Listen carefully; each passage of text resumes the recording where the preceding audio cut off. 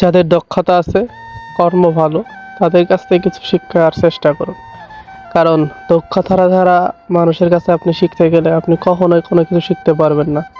কারণ তারা শুধু তাদের মুখের কলকলানি পারে, কিন্তু তাদের কাজের বেলায় ঠনঠনা।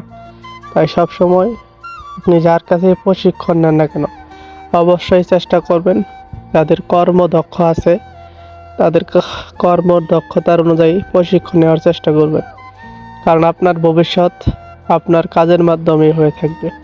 আপনি পরিশ্রম করবেন, পরিশ্রম যদি সঠিক জায়গায় না করেন তাহলে আপনি কখনোই সেখান থেকে সফল হতে পারবেন না। একটা দক্ষতা সম্পন্ন কাজ পারে আপনাকে নতুন থেকে অভিজ্ঞতাপূর্ণ করে দিতে। তাই সব সময় চেষ্টা করবেন নিজের কর্মকে প্রাধান্য দিয়ে সঠিকভাবে জীবন চালানোর জন্য। আসসালামু আলাইকুম রহমতুল্লাহ।